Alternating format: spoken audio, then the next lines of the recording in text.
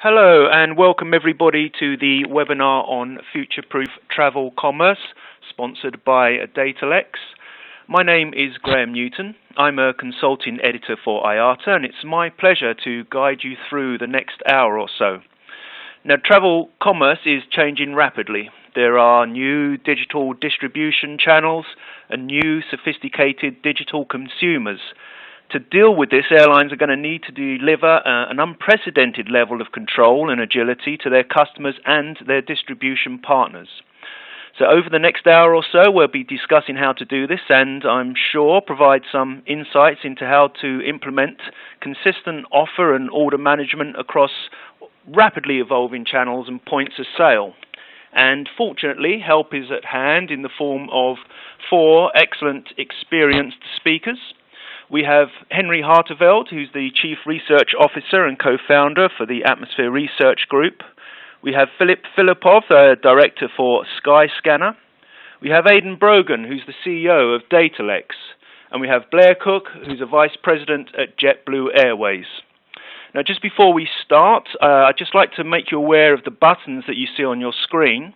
You'll see a red one on the bottom right, and that's for technical assistance. So if you need any help connecting or hearing what's going on, please press that and we'll help you as best we can. And on the bottom left, you'll have an Ask a Question button. If you press on that, you'll have a little box come up and you'll be able to type in a question. I will see those and we'll deal with as many as we can once we've heard from our speakers. It's also worth mentioning that the entire webinar will be available for download through the Airlines International website. That's airlines.iata.org. And, of course, we'll be emailing that link out to you all. So, on to our first speaker. Henry Harteveldt, like I say, is the Chief Research Officer and co-founder at Atmosphere Research Group. Henry, over to you. Graham, thank you, and hello, everybody. It's a pleasure to be here and to share our perspective as a research firm. It's deliberately high level so that we will be able to stimulate some conversation later. What I'd like to start off with today is simply by starting with understanding that the future distribution for airlines must serve a very new and a very different type of mobile-centric traveler. It may seem intuitive to discuss mobile, but what we have to understand is that mobile is changing in very permanent and very structural ways how businesses and consumers connect with one another. And the consumer, not only today, but your future generation of consumer, is going to expect an immediate and very through mobile devices, smartphones, tablets, wearables, and other devices that are yet to be developed. And what we have found is that this has profound impact on commerce, on marketing, on loyalty, and on other factors. One of the things that you need to be aware of as we think about how to future-proof our distribution, our digital experiences, our customer experiences, and more, is that there are so many developments in device design and device capabilities that will only intensify travelers' reliance on these devices as they come to market and as they go through their lives, as we go through our lives. So some of the things that are currently being developed at organizations like the MIT Media Labs and others include, believe it or not, a foot-based remote control where you use your device so that it's sort of hands-free communication. A site navigation or commerce transaction. They are connecting disparate smart objects. So connecting, let's say, your smartphone to another device, not necessarily made as a mobile device at all. One-touch app control, which has substantial implications, again, for navigation and transaction. fingernail-sized trackpads. That's the photograph that you see on the right side of the slide. Biosensor-equipped wearables, which can understand mood, health, and other factors, and more. And so these types of enhancements in devices and the products, their navigation and capabilities will affect how we use them and how people will be transacting with businesses of all kinds. We have in our forecast, which you see up here, this is for the U.S., is that phones and tablets are among travel their saturation levels. So, for example, we currently project that by the end of this year, this is Q1 2016, we already have 9 in 10 U.S. travelers, airline passengers, having a smartphone. More than 3 in 4 own a tablet, and 1 in 10 already has some kind of a smartwatch, predominantly Apple. What's important to realize is that the absolute growth of smartphones and tablets is certainly not going to soar into the stratosphere. We're already there. The smart watches are going to remain at this point an accessory for a relatively few number of consumers, unless and until they become more affordable and, frankly, less dorky looking. We'll see what happens with the designers in that front. But remember, there will be other wearables that come to the marketplace. But very clearly, is that Apple's technologies ahead of mainstream consumers, and airline passengers within the universe of travelers tend to adopt first. And of course, your new generation of customers, those under 35, tend to be among the fastest of adopters. We are seeing the adoption of smartwatches greatest among 25 to 35-year-olds who are at the point where they have disposable income and can see the business or personal benefits. Then as we also look at the implications of what's taking place in the market on our next slide is the expectation from consumers and your corporate accounts and others for airline distribution to support hyper-personalization. And this is something where IATA's NDC-enabled processes will play a huge, huge role. Consumers are very comfortable sharing personal information with airlines. And the report that we did for IATA last year on passenger expectations for an NDC-enabled world shows that consumers worldwide are comfortable sharing information and, in fact, want airlines to track the purchases that they make so that the offers can be extended or alerts provided when the consumer is shopping for something and a product or package or offer they like is available. This is very, very important for distribution because it obviously means closer alignment with marketing. It's going to require substantial investment in customer data and insights. And what really has to happen for is have to nearly as well as their best friends do. And the reason is that they are going to be experiencing this type of knowledge, this type of hyper-personalization from the other businesses that they interact with on a much more frequent basis than airlines. The expectations for digital experiences will be set by companies such as retailers, banks, entertainment companies, and others who have invested and are investing in their customer warehouses, data warehouses, in analytics, in insights, and integrating all of this information together so that whether it's mobile, web, or other digital channels, even call center information, the data is presented and the information is hyper-personalized. So I want to thank Datalex. I want to thank Airlines and IATA for being part of the presentation today. I look forward to continuing this. There are some questions that we believe we need to answer. And we look forward to discussing that on today's call. Is there a future for distribution, as we call it now? Or will airlines need and demand something different, whether we call it value creation, whether we call it something else? The implications for one order. In an NDC-based selling world, what is the future for what we now call booking classes or inventory buckets?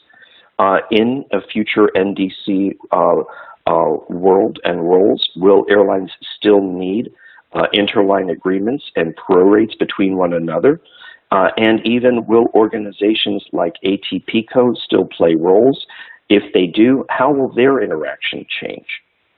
What will their purpose be to airlines and the community? So with that, Graham, I would like to turn it back over to you. Thank you very much for that, Henry. That was great. Now, just a reminder for everybody joining us that you have some buttons on your screen. Bottom right, a red one, which will help you with any technical assistance, and we'll get to that as soon as we can to help you. And bottom left, you have a big blue button there, which will open up a separate box and allow you to type in a question. And we'll get to those questions, as many of them as we can, once we've heard from all our speakers. Now, our second speaker today is Filipov, and he's a director at Skyscanner. Filip, I hand over to you. Thank you, Graham. Thank you, Datalex and IATA, for inviting us to be part of this webinar. For those of you who are not aware of what Skyscanner is, we're an aggregator of flights, hotels, and car hire, and we show aggregated prices through airlines and online travel agencies. We're not the reseller. We're just showing that information, and from our perspective, we know our users that come to us to compare different options, and that's how we come in the industry as a distributor. So I'd like to cover a few topics that are interesting for us in terms of the development of the distribution over time, and to look a little bit at the history and where we see the trends going over time. Historically, data distribution, or actually distribution in terms of the industry, has meant that we're focusing a lot about the price and how that price eventually reaches different customers.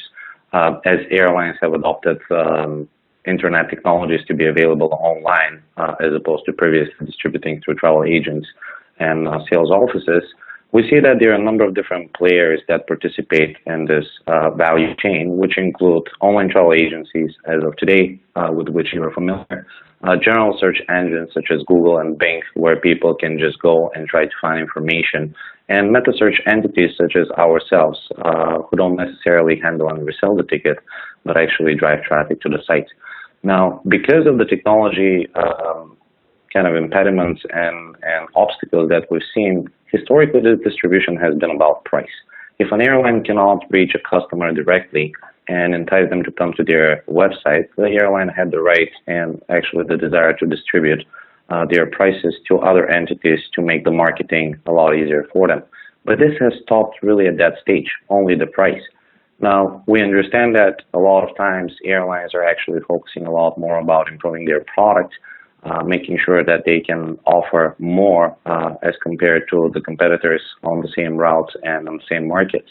But we as an industry haven't been able to allow this, and the consumer has been left only comparing prices and treating airline merchandising and options the same way as a commodity rather than a specific product that's tailored to them.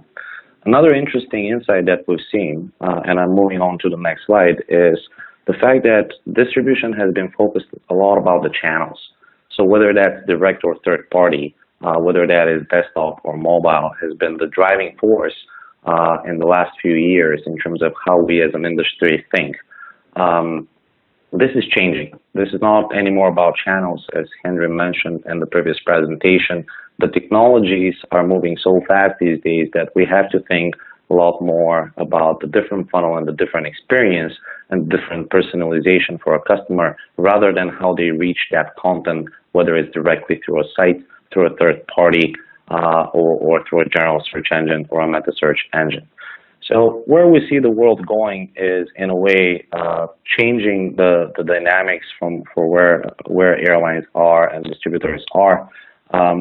Right now, as of today, the focus has been a lot more, as I mentioned, on the channels and on the price. As we go into the future, we'll see that price is not the driving factor. It is actually the product and how we exhibit this product. Having access to all the information available from an airline's perspective, not only on their website, but also through their different channels and funnels of distribution, is important. And unless we as an industry establish certain standards, we will not be able to show the fact that JetBlue has direct TV and internet on their planes versus other carriers who might not be having the same product and product experience for their users. Moving on to the next slide, I'd like to show you just an example of how different comparison for different products could become instead of just price, which is something that we have been working closely with IATA on, and in this case with Air Canada, as an example of how important it is to just add the differentiation between specific airlines, even within the airline, the different products and the product basis on the branded families and the fare families. What does business class offer to you versus what is an economy class on the same carrier, and how does this compare across different carriers and the bigger picture as consumers try to find their best options. Now, obviously, this is just an example of what could be possible, but we need to leverage this technology as an industry and the technology providers that enable it to be able to reach the consumer with all the information rather than just, as I mentioned initially, price, which has been the historical kind of rationale for distribution. Moving on to the next slide, what I'd like to cover is the fact that it's also about funnels and not channels anymore. As Henry mentioned initially, what we've seen is that the move to mobile is incredible. It's already big, but we have to be considering what the experience of the customer is. Most of the consumers are very technologically aware. They look at different screens, they look at desktop, they then look at mobile. Some of the consumers, as Henry mentioned as well, actually use their smart watches, which is in addition rather than a separate channel. So the whole experience follows the consumer throughout, and the technology allows us to create a full funnel, which differentiates the customer not how they have reached the content. For example, they were on desktop, hence we will offer them this kind of product and this kind of price, but it is when they reached it, what is their interaction, and how they're actually moving from one technology to another. So the funnel is critical in distribution in the future as we think a lot more about how we develop our different funnels and experiences for users. Moving on to the next slide, which is 17. Here, I just want to give you a perspective of the changing dynamics of the world. Previously, we thought that the internet was more or less considered as direct pages and organic access to an airline site or an aggregator site like ourselves, or just using a general search engine. Now we see a massive shift in how people interact with the connectivity that has been born through the spread of mobile and the spread of technology. What you will see is just the massive size of just messaging platform, and that's one part of where technology is going. As you're aware, Facebook and WhatsApp, which are the same company under the head of Facebook, are currently touching almost 1 billion people on a daily basis in terms of interactivity. We have also shown a few other messaging platforms that are specific to a country or a region, and they're used and the preferred channel there. What we'd like to say here is, as we mentioned initially, the funnel, the interaction, the ability to see the product is not only exhibited in a simple kind of a view of all the available options, but it's an interaction between the airline and the customer. And that interaction needs to be based on the personalized data that is returned back to the customer in terms of the airline recognizes who is asking, why they are asking, what else do they need in terms of purchasing and making a decision to purchase a specific flight or a product. Going on to the next slide, we will see that the new funnels to be created require actually different standards. And this is really kind of the whole conversation about how standards allow us to achieve the goal of matching the customer requirements in terms of technology, the customer requirements in terms of experience, and also the airline requirements in terms of the ability to demonstrate their products to the consumers. If previously people and we as an industry thought more about where and where do we go to access this information, today the changing world allows us to see it from a perspective of how do we communicate between a customer and an airline. And the way we see it as a distributor is that we need to have a conversation. We need to use the technology, and to have that conversation in a way that satisfies the customers, we need to include the standards and different technology improvements that allow us to show all the aspects, personalized aspects of the product we're selling to the consumer. And finally, just to close it off and emphasize again the points, if the distribution before was about where's the channel in terms of control and what is the price, we think that tomorrow it will be a lot more focused on how do we interact with our consumers, how do we show them more about the product rather than the price, how do we make it personal to them. Just again to make a reference to what Henry mentioned initially is, to enable this, we need to use standards to be able to do that communication. We need to use data that we actually gather from our consumers, from the different funnels that we have created. So from a Skyscanner perspective, this is how we see the world. This is where we'd like to be moving to. And thank you very much for this opportunity to share our thoughts and our thinking about funnels and product rather than channels and price. Back to you, Graham. Filip, thank you very much for that. Just to remind everybody that the webinar and all the slides will be downloadable. They'll be on the Airlines International website at airlines.iata.org, and they'll also be emailed out with the relevant links as well. You'll see a couple of buttons on your screen. If you need any help technically, it's the red one at the bottom, and the bottom left is a blue one. That will open up a separate screen where you can type in a question. And if you keep your questions coming, we'll get through as many of them as we can in the time left to us. Once we've heard from the third and fourth speakers, we're going to hear now from Aidan Brogan, the CEO of Datalex, who are kindly sponsoring today's webinar. And he has with him also Blair Koch, a Vice President at JetBlue. Aidan, Blair, over to you. Very good. Thank you, Graham. First of all, hello to all the listeners. I'm Aidan Brogan, the CEO at Datalex, proud to be leading the team there. First of all, I'd like to say that the digital revolution or transformation, that's happening in the airline industry is hugely exciting, and will present huge opportunities for companies, but we need to embrace it and we need to get ready for it. So I suppose I'll give you the IT's perspective of it. And I suppose, first of all, let me start with I suppose what I consider the most important person in the whole ecosystem, which is the consumer or the customer. So following on from Henry's view and comments, consumer expectations, I think that's a very sort of poignant thing to focus on. The example here, we have two typical travelers, Holly and Tom, traveling. We can see their customer journey. Sorry, apologies, I skipped forward a slide. We can see two typical travelers, Holly and Tom, who are engaging with an airline through their customer journey. They're happy to spend money. They have disposable income, back to what Henry talked about, but they really only want relevant and tailored offers, and it has to be presented at the right moment in time. So really that says airlines need to get ready for the ability to self-service across all channels, all devices, have the ability to present relevant, tailored, connected offers again across all points. and really build a trusted loyalty and retail engagement or experience with their customer.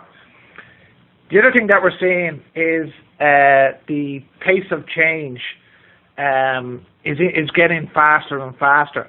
And where this is most obvious, I think, is the number of channels that airlines need to get ready to service. So our view is airlines need to prepare for an exponential growth in the number of channels that they have to service, and an exponential growth in the number of offers that have to be serviced through those growing number of channels. We're also seeing a convergence of the traditional, let's say, B2B and B2C into a single consumer to business marketplace. So the consumer will decide what channel, and some of those may be deemed traditionally direct or indirect, but effectively they're all channels. We're seeing this already, and Blair will talk about what's going on at JetBlue, but we're seeing this across the globe. Most recently at Air China in China, they had a record online day for sales, and they sold through a sort of wide array of channels. Obviously their own channels, airchina.com and mobile, but also through social media, OTAs, marketplaces like WeChat, Qunar, Tmall, Ctrip, and using aggressive promotions to engage with each of those channels. So, there's a lot happening at the moment, and it's happening across the globe. We need to look to the future and get ready for it. Our view is, if you look at the core airline systems, they were designed for the days of like, let's say, a single airline product and a one-size-fits-all, a commodity solution. And the market has changed rapidly. And what we're seeing now is airlines need to have the ability to deliver an unprecedented level of control around innovation, ability to compete and differentiate in the marketplace, ability to create and manage new offers in a consistent way across every single channel that the consumer decides to interact with. And then if we look at things like big data, predictive analysis and machine learning, the reality is these are of little use if we don't have the right data, but also have a consistent view of the customer to service through the channel that the consumer is working on. So there's a lot of opportunities, but there's a lot of work to do. The last slide, before I hand over to Blair, are we there yet? It is a journey. We're well on the way. We can see that through IATA, NDC, and the IATA one order strategy. From a Datalex perspective, the future is hugely exciting. The pace of change is getting faster and faster, and this will present huge opportunities and challenges, again, which are positive. We need to embrace it and get ready for it. So there's some of my perspectives. What I'll do now is I'll hand over to Blair. Blair's the VP of IT Commercial at JetBlue in New York. Blair? Good morning, everybody. As Aidan said, I'm Blair Koch. I'm officially titled the VP of Technology and Integration at JetBlue. What I'd like to do today maybe is put a little bit stronger technology lens on the topics that were discussed, by Aidan and Filip and, introduced by Henry. Maybe give a little perspective of what we're doing at JetBlue to kind of address some of these problems, again, specifically in my case from a technology perspective. What have we found, and it was mentioned earlier, is we found that really that, data is key to enabling, these strategies. If you want to have this, quote, hyper-personalized experience, you're going to have access to the data from your enterprise and specifically your core transactional systems. But if you have the data, that really isn't enough just to have the data. You're going to have some way of, turning that data into information, as it's stated, or building some insights out of that data. So having a BI platform of some sort that can provide you some real-time analytics that can allow you to analyze this data and then feed it back to these different channels, creating kind of the funnel concept that Filip had. There's a strong notion now that a lot of our customers, and Filip introduced this, start their experience in one channel and finish it in another. And you have to have a way of tying that back together. So you're going to have some way of being able to identify that someone is switching between channels, which is going to force you to have some notion of some standard set of services that all of these channels leverage, and obviously off of a core common data asset. So from my perspective then, and what we found here at JetBlue, there's kind of, a problem statement, as follows. One is, the data required to provide this personalized experience is locked up in your core transactional systems. Many of the airlines, and I think it's happened generally in the retail space also, the companies have put in, transactional systems to solve certain pieces of the business problem. Here at JetBlue, we have a reservation platform that's provided by a business partner. We have shopping platforms that sit on top of that reservation provided by multiple business partners. We have kiosk solution that was provided by a different business partner, loyalty platform, it goes on, and each of these had the core transactional data locked up inside of these platforms. So you need to somehow, the problem is getting at that data. It's usually hard to get at. There's usually not good integration into those platforms. And even when there is integration, a lot of times it's point-to-point. For example, at JetBlue, again, a couple of years back, we had our loyalty platform point-to-point integrated with the reservation platform, and that data wasn't available to all the other transactional systems that might need to make decisions based upon the customer interaction. Then we found there's major gaps in the data. A lot of times the size, just the sheer size of the data itself prevents you from storing it. Obviously, to create a great customer experience, you need to know all of the ways your customer's interacting with you. Usually capturing all that data and storing it and then making sense out of all of it is very complicated. We've had here at JetBlue large gaps in the data, and we're trying to close that. We, for example, couldn't capture even all of the ways that our customer shopped with us on all the different channels, again, because of all these different disparate technologies. Aidan referred to this, alluded to this, and I think Filip mentioned it too, that it's critical to have a single view of the customer. Again, at JetBlue, up till a couple of years ago, we had, if a loyalty customer applied for a loyalty membership under one email, which was the unique identifier, and then applied the next day under another different email, to us it became two different customers. If they booked travel on those two different loyalty IDs, we had a hard time relating it back to one another. And again, if you're going to create this hyper-personalized experience, you're going to need to be able to relate those and put those back and be able to create this customer 360-degree view.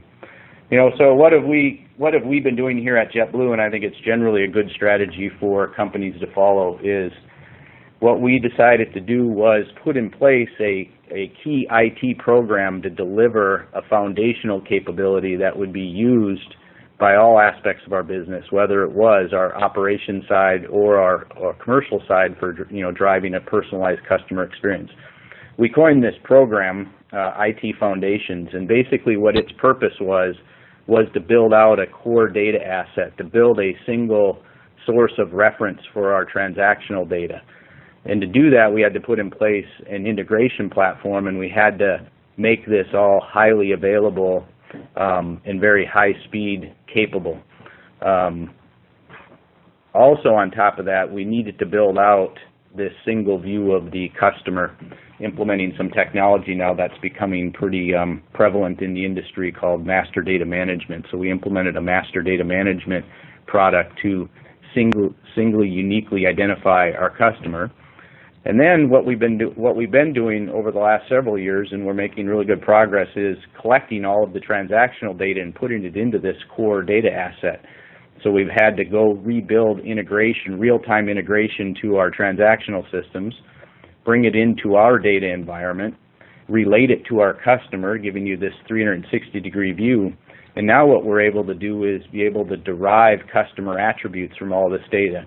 Few things we're working here on JetBlue and have made good progress on are things like segmentation, which lots of companies do, but also things like a pain index for our customer, which again you have to have a uniquely identified customer in order to do that. Also things like a value score. And then lastly, I would say what you have to put in place is some common set of services that would allow you to deliver this experience across multiple channels and build this funnel concept. And what we've decided to do is put in place what we call a common omni-channel set of services. Aidan's company, Datalex, has assisted us across our merchandising services, the shopping services, and what we're doing is we're hooking up now all of our channel solutions on top of these common services, which have access to the single view of the customer and all of our other transactional data. Now we have the ability to take these derived values that we have, feed them into the channel solutions, and be able to make these personalized contextual offers. So in Aidan's product around the shopping experience, we can provide some attributes that would show a value of a customer, and we can provide offers in our web channel in ways that we've never been able to do it before. So in summary, I think in order to enable the strategies that were discussed, I think you need to have access to your enterprise data in a common, well-known data model, and you need to really understand the system of reference for your enterprise data. Again, I described that this data sometimes is scattered all over the place, and you need to build a single system of reference to the data.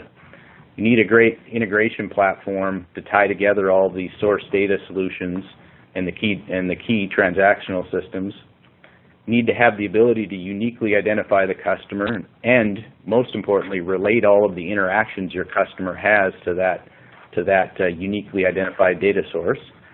And then you need to be able to interpret all this data through some business intelligence platform, to derive these attributes that'll be used to drive the customer experience.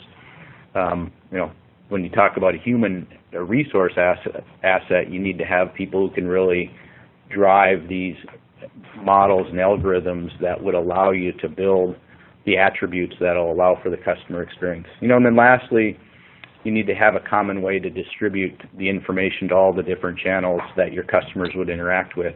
And you need these channels to understand how the interactions have occurred from other channels. And I think, those are probably some key building blocks in order to deliver, this hyper-personalized experience and also produce kind of this funnel concept that Filip alluded to, which is, mandatory in the ways our customers interact with us across the different channels. I think just to add to all of that, Blair, that was very sort of insightful. The end objective is to actually drive revenues and margins, and I suppose we don't want to lose sight of that from an IT project. And I think that's while Blair has walked through all the detail and it's compelling, it actually results in a better revenue for the airlines and better margins, which I think which is ultimately key, which is the objective of any IT project, which is, what's the business drivers behind it? Yeah, absolutely. I mean, we had key programs last year to deliver. One of them with Aidan's company around our fare options product that kind of changed the way we price our airfares. And without this platform that I described to you, we would not have been able to deliver that experience, and that was worth significant revenue to the company last year. Very good, Blair. Graham, we'll hand back to you then from New York. Thank you very much, Aidan and Blair, and indeed thank you to all four speakers.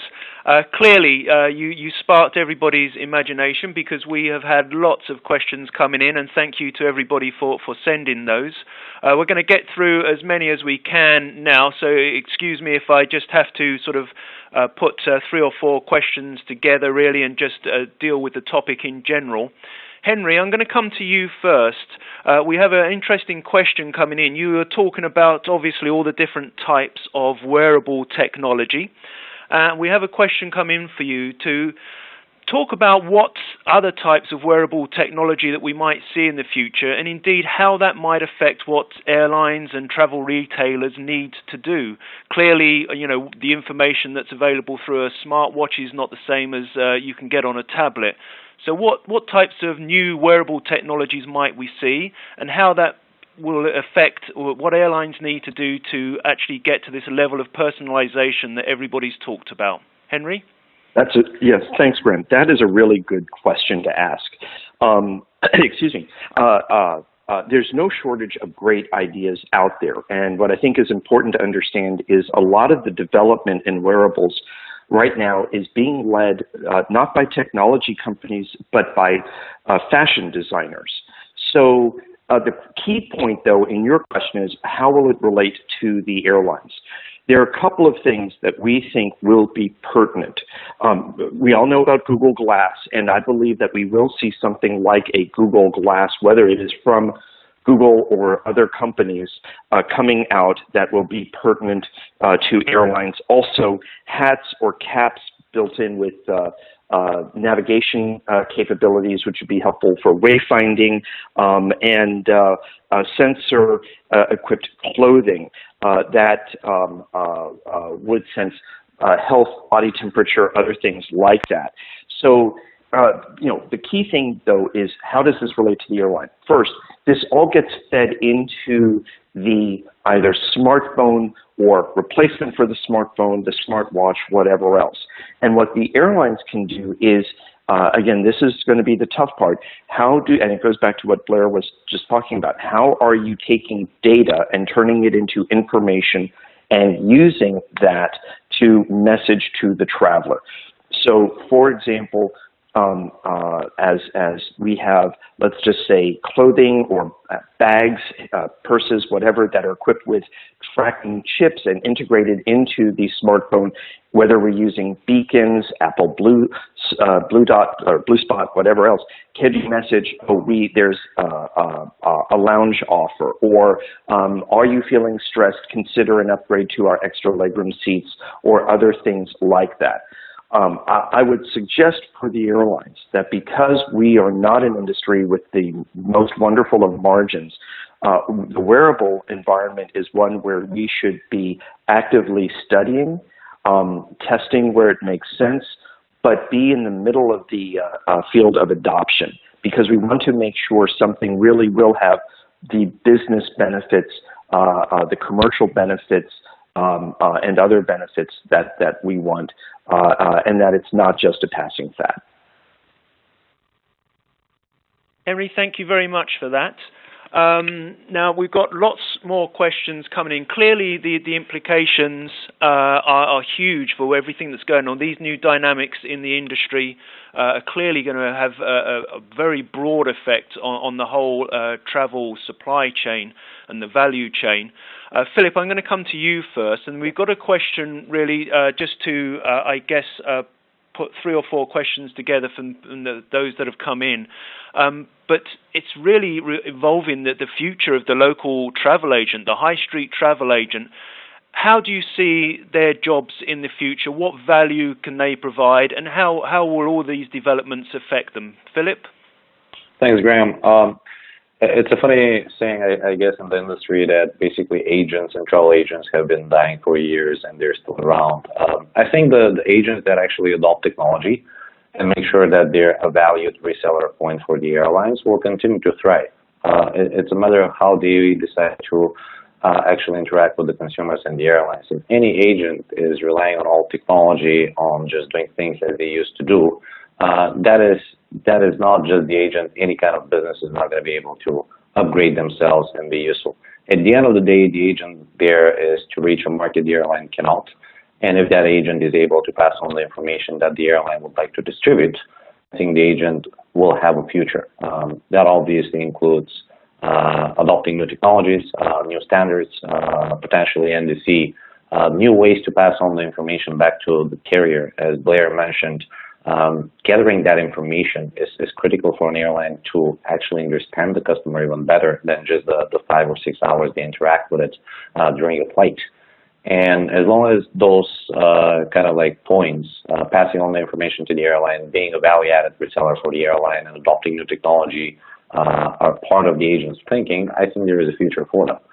For those who don't follow the trends, they will probably find it tougher and tougher to compete with a market which basically is in the pocket of every customer, which is the phone or the device that everyone carries with them.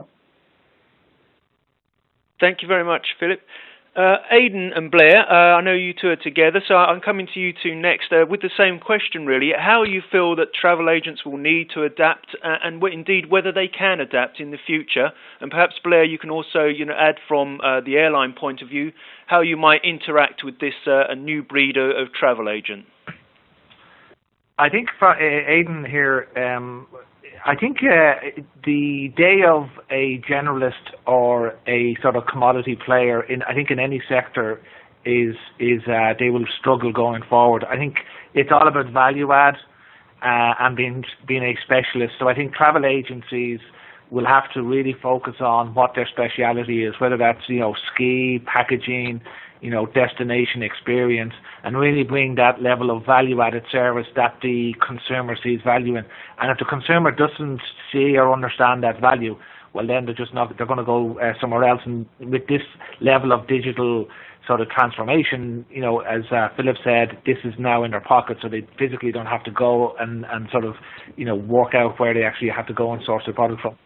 And hand over to Blair.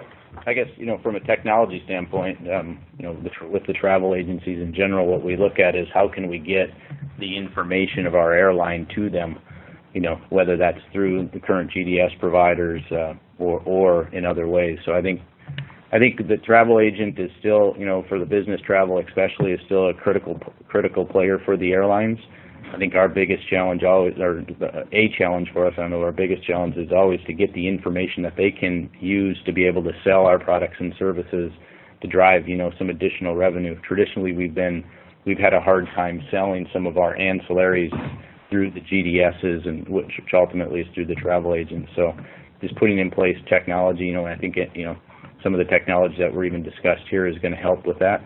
But I think another thing I think is actually really evolving now is the notion of a virtual travel agent, one of the ways of interacting with the airline directly to be able to provide those services. Something I think that could be watched out for over the next several years. Thanks very much, guys. Henry, I'm going to come to you now. I know that you've done some interesting research around this question. So your insights on the future of the local travel agent, Henry? Yes, thanks. So what's very interesting is we did some research last year with IATA, the WTAAA, and several other travel agency organizations with agencies around the world related to NDC. And one of the points was that agents believe NDC will help level the playing field, if you will, and help to make them more valuable both to airlines and to their customers. And the reason goes back to ancillary products. Blair just mentioned that it's difficult for agents right now to sell all the optional products an airline may offer. Agents already are doing this for their customers going to airline websites, but the ability to have NDC-enabled processes through the channels they use, whether it's GDS or something else, will, agents believe, make them more useful to their customers. And we believe that this will make the agent a much stronger and, frankly, more profitable partner to airlines, because all of a sudden, airlines are able to broaden the number of shelves on which they have their high-margin products. So to Aidan's point about the value add and things like that, this is where we think NDC's future reinvigorates the travel agency channel in terms of the value they provide to the airline community and to their own customers. Henry, thanks very much for that. Thank you.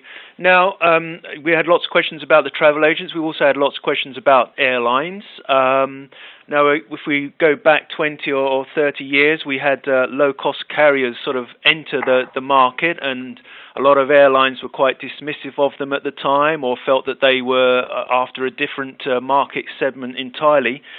So I'd like to go to each of you in turn, and Filip, I'm going to start with you again first, if I may. But how do you feel the airlines are approaching this new age of digital distribution and personalization? Do you feel that they have the right attitude to change and to embrace all the new technologies and the new market dynamics? Filip? Thanks, Graham. Actually, we have to put things in perspective here, because airlines historically have been doing a lot of different things, and the main purpose of an airline is to connect the traveler and enable them to travel through air, which is usually kind of a really hard task to accomplish, and we expect technology innovation to come from airlines at a fast pace. I think from what we've seen that, the initiatives that certain carriers have undertaken, working with a technology partner alongside with their own teams or building their own in-house capacity, is impressive for an industry that's core purpose is not necessarily technology. And the pilots with NBC, which I think at this stage are a little bit over 25, and the innovations in terms of distribution, in terms of apps, in terms of website design have been impressive. Yes, they don't necessarily mirror what could happen with a Facebook or, let's say, a LinkedIn or another company from purely technology background, but I think it is impressive to what level they have managed to get it to, given the technology environment that they were previously in. So I would say airlines are willing to do this. At the end of the day, they want to reach their customers and they would want to explore new technology. At the same time, we have to put that in context of what is the capability of an airline. And from an outsider's perspective, as I don't work for an airline, I would say it is impressive where they have taken it to. Thank you, Filip. Aidan, Blair, over to you two guys. Again, especially obviously yourself, Blair. How do you feel that the airlines, not just JetBlue, but perhaps we can talk about the airline industry in general, how do you feel they are at embracing these new technologies and understanding what this level of personalization really means to the back-end processes? You guys? Yeah, I mean, I think that airlines are, embracing it to the fullest, quite frankly. I mean, we've here at JetBlue made a pretty large investment in what I described it in my piece of the presentation to basically enable this, customer experience. We know that we need to have the data to be able to drive it. We're investing in the asset itself and the analytics. One thing JetBlue has done that's a recent announcement also to help us innovate a little more is we started a new company separate from the airline called JetBlue Technology Ventures, and that company's sole purpose will be to canvass the startup marketplace to be able to try to find us new technologies that could assist with our core airline or quite frankly anything in the travel space. So I think I think generally the airlines have really embraced it. It's talked a lot about across the industry events that I'm a part of, but also here at JetBlue I can say specifically it's we put in place a customer experience officer this last year, and pretty much a significant amount of our agenda this year across the company, including IT, is related to driving that better customer experience, which comes, personalization comes with it. I mean, my perspective is the speed of change. So if we look back at the business model and the legacy core systems, they were designed in the 1970s, where the airline operation was at the center of the model. The reality is now the consumer has to be at the center of the model, and the speed of change is getting faster and faster. So we all live in a digital world, and that's where our consumers live. So we need to change. I definitely think the pace of change and awareness across the airline market is growing faster and faster. I think from a global perspective, we're seeing some very exciting initiatives coming out of Asia and China. I just think because the digital technology there is moving at pace. But the one thing I'd say is, we need to look outside the industry and look at people like Uber, Netflix, how they've transformed an industry really quickly and really caught industries off guard. I think that's something, that we need to be aware of. We need to change as an industry and change rapidly to service the consumer, because if we don't, they'll go elsewhere. Back to you, Graham. Thank you. Henry, I'll let you comment on that one as well, really. How you feel that airline attitudes have changed, especially over the past few years as these new technologies have come into play? Thanks, Graham. Attitudes are very positive. Airlines all recognize that they need to do a better job in collecting customer information. As Blair said earlier, turning data into business information that's actionable. The challenges that I see from the analyst standpoint, there's a lot of talk. There is woefully little action and not enough execution. It's a very uneven landscape. American Airlines, for example, has there was an interview with Corey Garner, and I believe he said a few months ago that 15% of the airline's transactions are already NDC enabled. You have other initiatives out there, British Airways, Lufthansa, other airlines, of course, that are certainly working to be better with their harnessing their data and making it more useful to the entire business. Problem is that airlines are not technology companies, and there are more demands on airline IT groups, and there are not enough IT resources out there. And for anyone listening to this webinar, if your company is not allocating enough IT resources to help the business side do what they need to do, it's not the low-cost airline you have to worry about. It's the high-tech airline that you need to worry about. So we may not have an on-demand airline in terms of an Uber model, but what if there is an airline that uses Uber as its business inspiration in terms of how Uber uses data to create and run its business? That, to me, is going to be the future of what airlines will be about. If we don't harness and take advantage of the data that we have, if we don't use that as actionable information, we'll never be as successful as we have the potential to be, and we leave our customers vulnerable to poaching by competitors. Thanks very much, Henry. That's I'm sure, giving everybody food for thought. Now, I'd just like to squeeze in one final question, if I can, before we reach the top of the hour. Everybody, for the speakers, I will come to you each in turn again. And we've got, I guess, a question really about the end user, the consumer. Now, clearly, there are many different customer segments. We're going to be talking about millennials and baby boomers. And we can also, I think, talk regionally. Does the consumer in the Middle East want the same as the consumer in Asia Pacific or North America? So, Filip, I'll come to you first, and just your thoughts, if I may ask you to sort of keep it down to sort of 30 seconds or a minute or so, just on how each of the different customer segments might be affected, and what do airlines need to do to address them? Can an airline be all things to all people? Filip? Thanks, Graham. I don't think an airline should be all things to all people, and honestly, I don't think that's smart for any business to try to satisfy every single segment. I do believe that the airline should have the ability to reach the customers and show off their product and service. But outside of this, it's the customer's preference, whether they'd like to use this or not. Back to your question, and just to keep it under 30 seconds, each one of the markets shows a different way of purchasing, and each one of the segments, frequent versus infrequent, business versus leisure, behaves in a different way. So as long as we define those segments and give them the right funnel, I think we as an industry will be in a better shape. Thank you, Filip.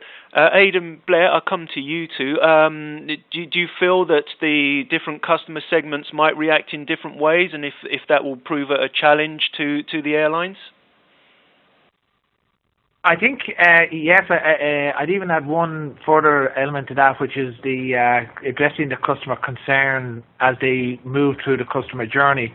So, whether I'm traveling with my family or myself, whether I'm at the airport or on board, the airline needs to try and understand my concern and address it at that moment in time. So I suppose it's to get a deeper understanding of what my concern is and address it through an offer or a service. Yeah, I suppose my thoughts are similar, that serving everybody is a challenge, and depending upon your network and your capability, that might be really something that you can't do. So I think being all things to all people is a little unrealistic in the airline industry. So you have to pick the markets that you serve. And drawing off of what Aidan said, understanding the preference of your customers and who you are serving, I think is really important, again, to drive this personalized experience, especially across all these different channels. We serve here at JetBlue, obviously, a strong leisure or friends and relative segments, and they interact with us in a much different way than our corporate customer does. So knowing that and knowing how they want you to interact, and you have a leisure travel base, you got to realize that many of that leisure travel base doesn't travel but one or two times a year. So having all these technology solutions and mobile solutions, you have to make sure you have a mechanism that you can get them the information, because they're not interacting with you on a regular basis every day. So that's also a challenge. Thanks. And Henry, I'll come to you finally. I mean, perhaps you might like to comment on the sort of the security aspects of this. So clearly there are lots of regulations in different regions of the world, different concerns over privacy. Will airlines even have access to the right data to make personalization possible? Graham, that's an excellent question, and I think that airlines will certainly have access to enough information to make personalization practical. The question is, will we be able to establish relationships with our customers where they feel comfortable sharing with us more of their information, more of their data, so we can indeed be able to do the hyper-personalization. That is going to be very different based on countries or regions of the world. I think in most of the Americas and in most of Europe, I don't think airlines will have a problem establishing these business relationships. The challenge will be more, I think, from the regulatory standpoint of what information can be shared and under what circumstances and so on. However, I think in some other countries, for example, notably in China, it may be a challenge to get consumers to share all of their information. In some other countries, possibly in Latin America, in Africa, and in other parts of the world, again, people may trust the airline, but they may not trust it enough to share all of the information just because there are larger issues out there, more from a political or geopolitical standpoint in terms of how they view information sharing. So it certainly will not be a universal approach, and airline managers and executives, especially those on the digital and technology sides, are going to have to navigate a labyrinth of different regulations, even serving a customer from one country while they're doing business in another. Fantastic. Henry, thank you very much. And indeed, thank you to all four of our speakers. Clearly, by the amount of questions coming in, we stimulated a really intense debate in the last hour or so. I'd like to thank everybody for sending in those questions. They will be, those that are specific to a speaker, they will be distributed out, and we'll try and get back to you on those and any sort of specifics that you required. So with that, I'd just like to say thank you again to our four speakers. Thank you especially to Datalex for sponsoring the last hour or so.